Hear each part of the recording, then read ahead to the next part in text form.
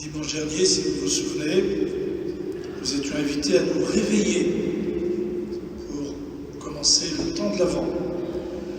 Aujourd'hui, nous sommes appelés à nous convertir pour progresser dans notre pèlerinage vers Noël. Et c'est le message que nous donne la parole que Dieu nous adresse en ce deuxième dimanche de l'Avent.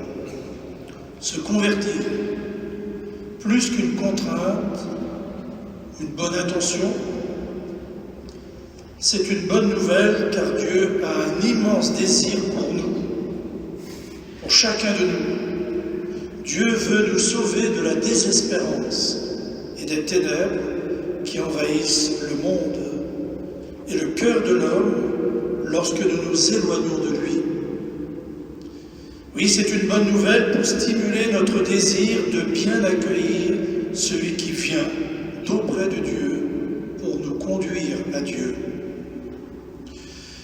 Mais Dieu ne se contente pas de nous appeler de loin, il envoie des messagers proches de lui pour être proches de nous. Ces messagers de Dieu ont pour mission d'annoncer le Christ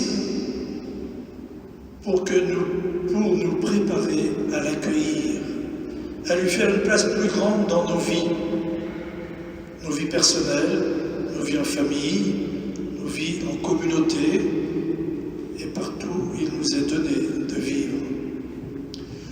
Dans la première lecture, le prophète Isaïe s'adresse à un peuple qui a souffert de la guerre avec les pays lointains, les pays voisins, humilié et fragilisé par plusieurs défaites. Mais pour Dieu, rien n'est jamais définitivement perdu. Au nom de sa foi, le prophète réagit, car pour lui, le seul véritable roi, c'est Dieu. Dieu fera surgir d'une manière inattendue, de la souche de Jessé, l'image de la désolation et de la mort, celui qui apporte la vie et la paix pour l'humanité entière.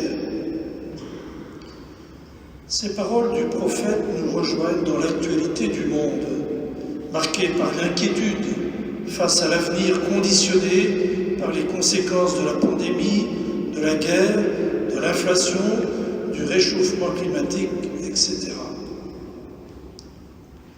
Actualité marquée par la pauvreté matérielle grandissante, pauvreté morale et spirituelle, qui fragilise de nombreuses familles et qui engendre la désespérance et parfois même le désespoir. Actualité aussi par la dictature de la pensée unique et de la confusion entre le bien et le mal.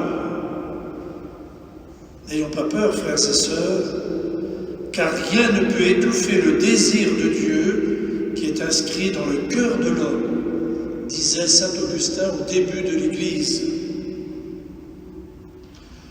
Dans la deuxième lecture, saint Paul suggère dans sa lettre aux Romains des attitudes qu'il convient d'avoir en réponse à l'initiative de Dieu qui en Jésus-Christ s'est fait proche de nous.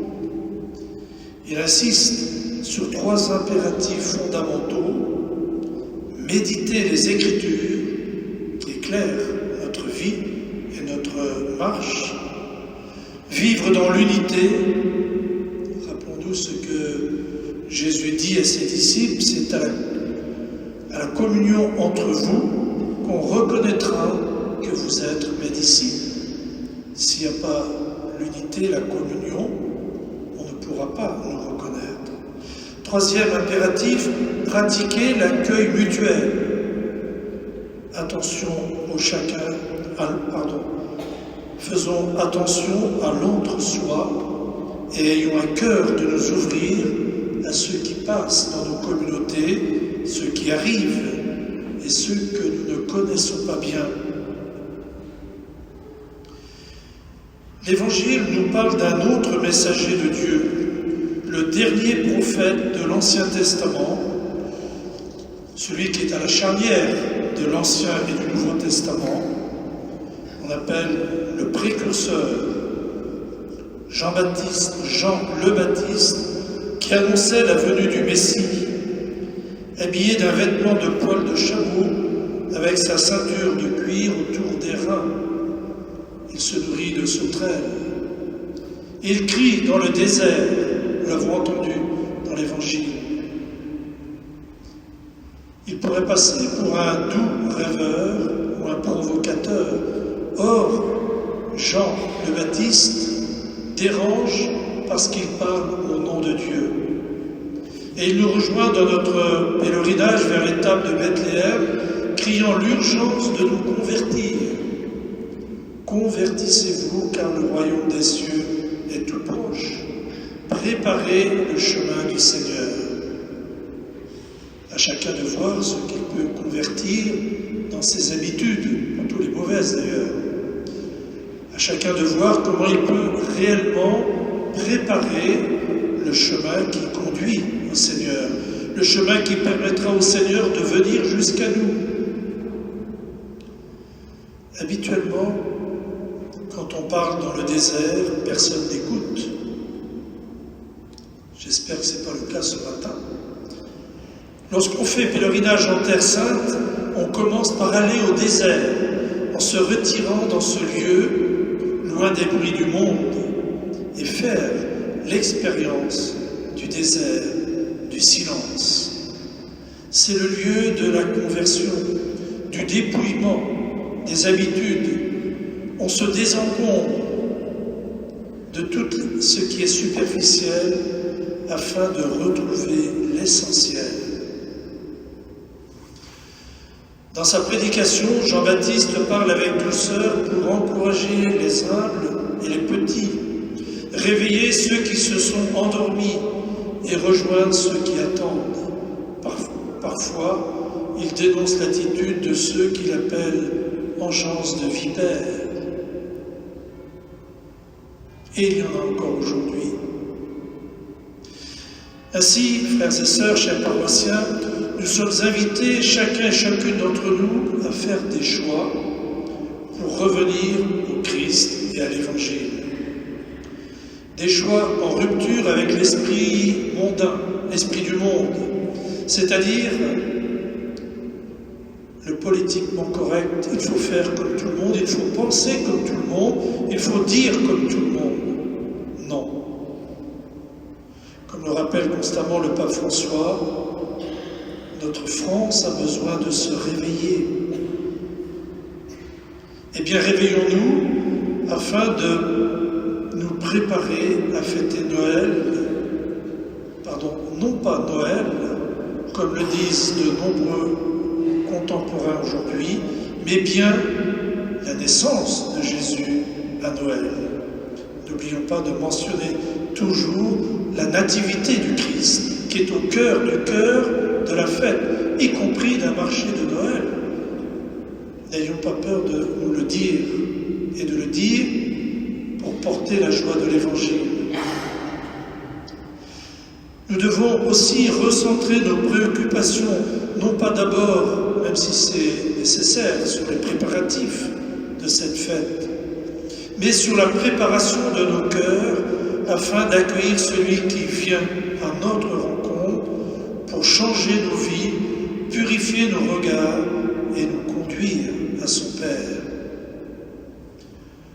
Jean le Baptiste criait dans le désert parce que le cœur de l'homme est devenu comme un désert habité par le silence de Dieu qu'on ne sait plus écouter, qu'on n'arrive plus à entendre.